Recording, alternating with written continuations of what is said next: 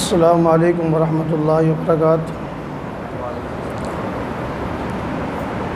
الحمد للہ رب العالمین والعاقبۃ للمتقین والصلاۃ والسلام علی اشرف الانبیاء والمرسلین نبینا محمد وعلی آلہ وصحبہ واہل طاعتہ اجمعین، اما بعد، رب اشرح لی صدری ویسر لی امری واحلل عقدۃ من لسانی یفقہوا قولی۔ اعوذ باللہ السمیع العلیم من الشیطان الرجیم من ہمزہ ونفخہ ونفثہ۔ تلک الدار الآخرۃ نجعلها للذین لا یریدون علوا فی الارض ولا فسادا والعاقبۃ للمتقین۔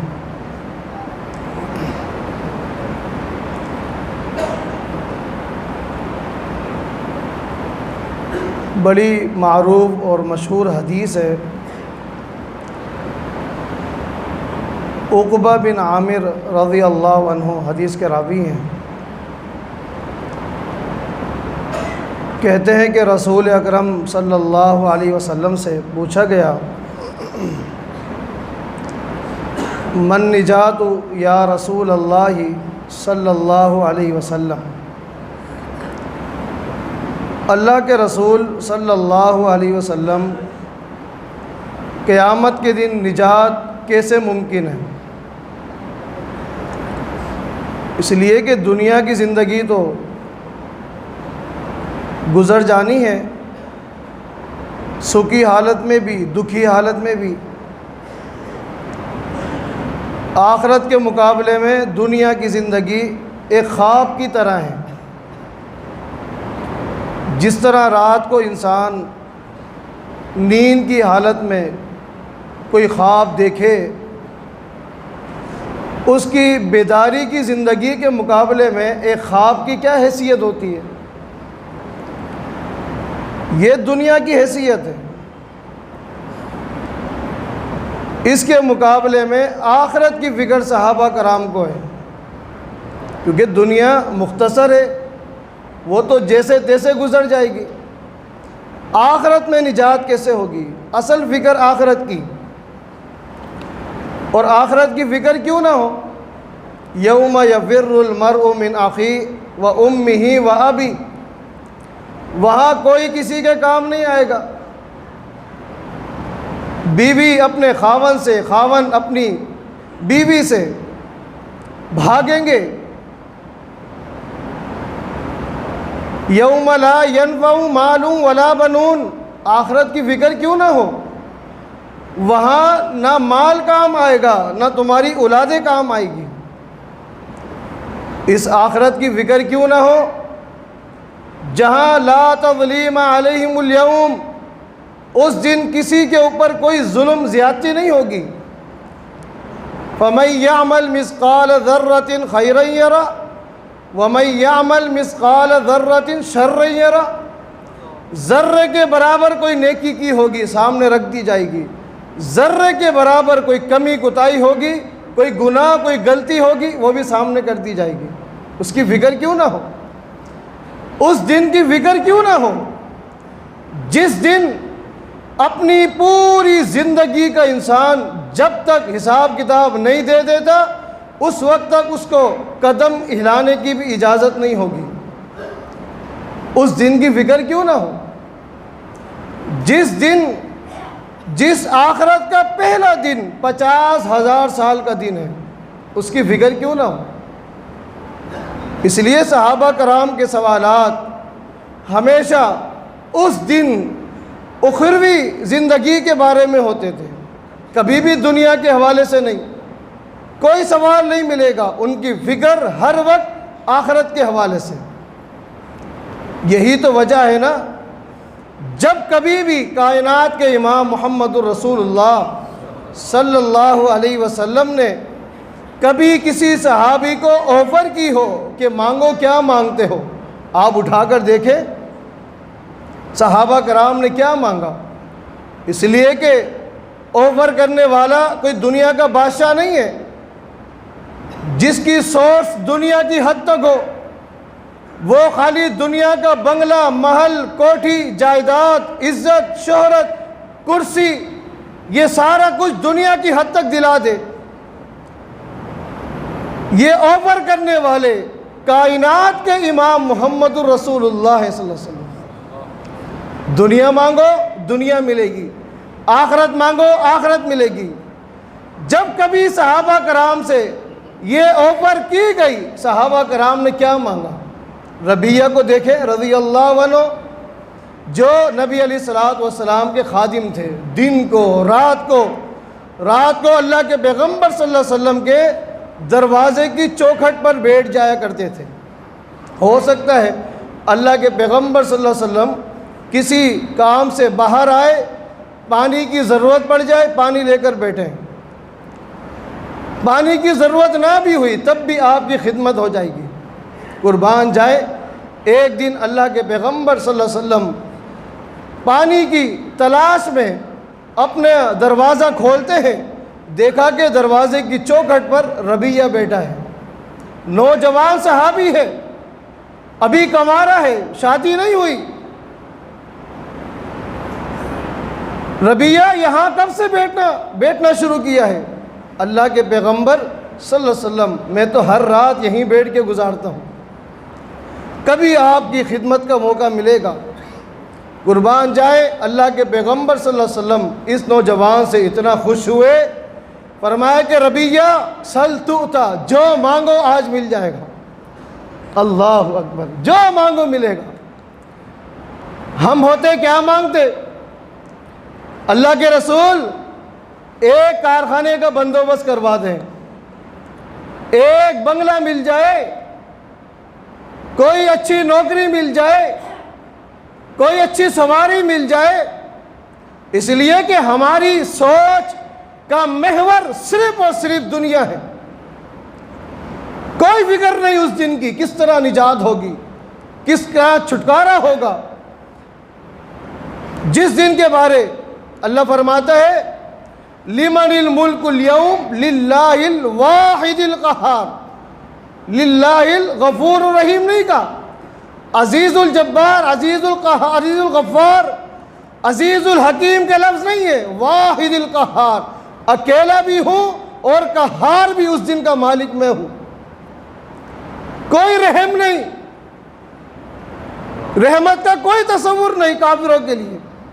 اس دن کے بارے سوچیں۔ ربیہ کہتے ہیں رضی اللہ عنہ، اتنی بڑی آفر ہے، ایسا نہ ہو جلد بازی ہو جائے، غلط قدم اٹھا لوں۔ اللہ کے رسول صلی اللہ علیہ وسلم تھوڑا سوچنے کا تو موقع دے، سوچ لے۔ کہتے ہیں کہ میں نے سوچا، کچھ چیزیں آتی تھی، انسان تو ہے نا، ایک غلام مانگ لیتا ہوں، ضرورت بھی ہے، ایک سواری مانگ لیتا ہوں، اونٹ مانگ لیتا ہوں، بیت المال مضبوط ہے، یہ ساری چیزیں ذہن میں آتی تھی۔ پھر خیال آیا ان الدنیا فانیہ، یارو یہ ساری چیزیں فنا ہونے والی ہے، ربیہ کوئی ایسی چیز مانگ جو ہمیشہ رہنے والی ہو، جس میں فنا نہ ہو۔ کیا مانگوں؟ قریب آئے، سوچ لیا۔ کیا سوچا؟ اسألک مرافقتک فی الجنہ، اللہ کے رسول جنت میں بھی آپ کا خادم بن کر زندگی گزارنا چاہتا ہوں۔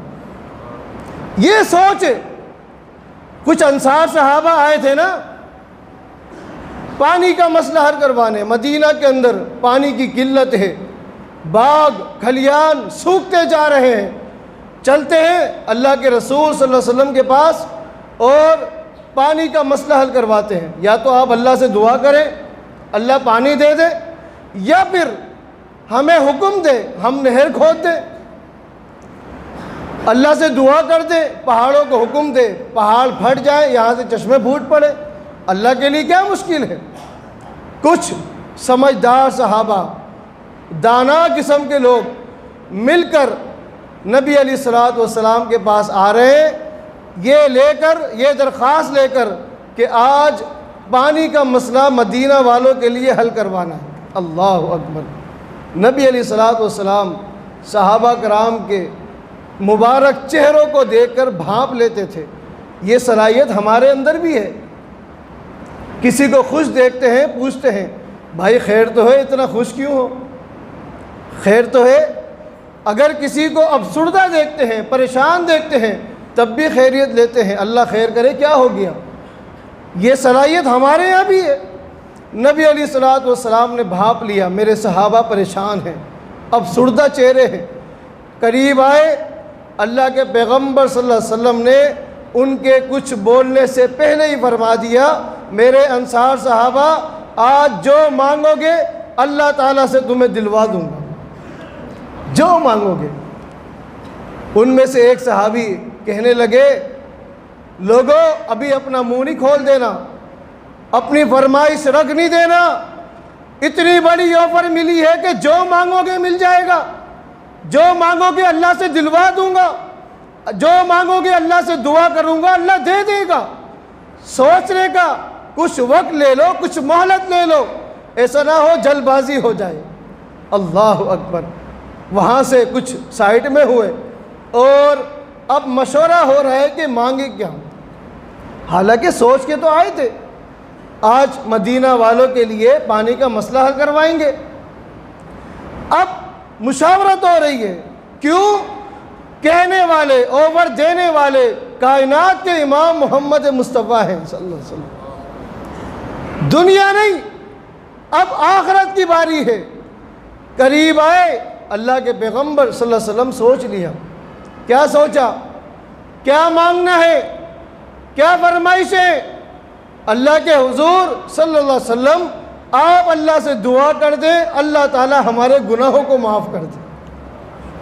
فکر ہے گناہوں کی، صحابہ کرام کو فکر ہے، جو ہر صحابی ہمارا ایمان ہے، ہر اہل السنہ کا یہ ایمان ہے اور ہونا چاہیے۔ تمام صحابہ جنتی، تمام صحابہ جنتی، تمام صحابہ کے اللہ نے گناہوں کو معاف کر دیا، اس کے بعد بھی جماعت صحابہ کو فکر ہے آخرت کی۔ یہ فکر پیدا کریں، واپس آئے۔ من نجاتو یا رسول اللہ صلی اللہ علیہ وسلم، اللہ کے رسول نجات کیسے ہوگی؟ نبی علیہ السلام نے اس موقع پر 3 کام بتلائے۔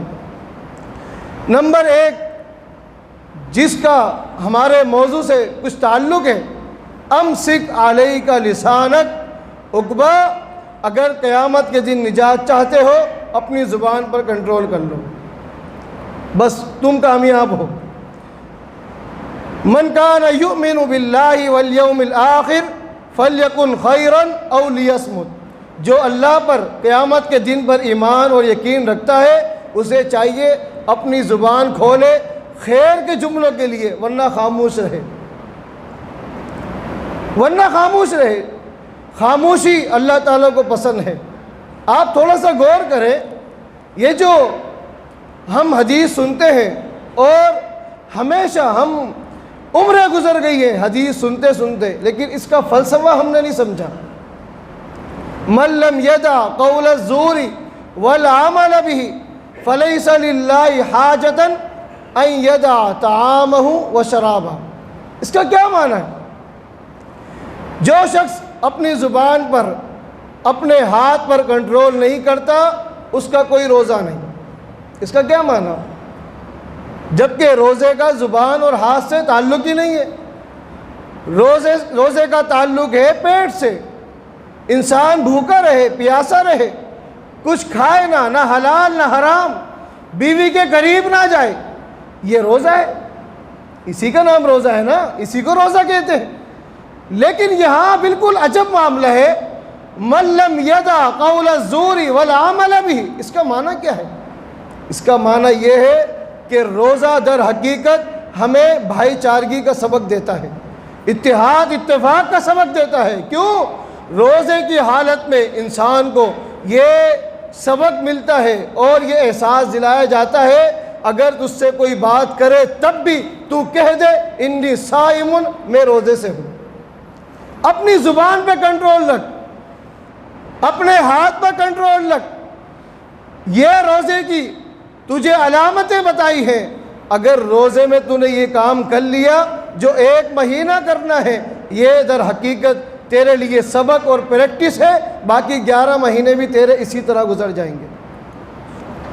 اگر 1 مہینہ تو نے کہہ دیا میں روزے سے ہوں، مجھ سے بات نہ کرو، اگر گالی دے تب بھی، برا بھلا کہے تب بھی، کوئی بہتان لگائے، الزام تراشی کرے تب بھی تو نے کہہ دیا میں روزے سے ہوں، مجھ سے بات نہ کرو، جو ہی چاند رات ہوئی اس کے گھر پہنچ جائے، سمجھ لو روزے سے تو نے کوئی تربیت حاصل نہیں کی۔ باقی 11 مہینے تیری وہی روٹین، گالم گلوچ، مار پیٹ، اتحاد اتفاق کا کوئی تصور نہیں، تو پھر یقین کر لے روزے آئے اور چلے گئے، تجھے کوئی فائدہ نہیں ہوا۔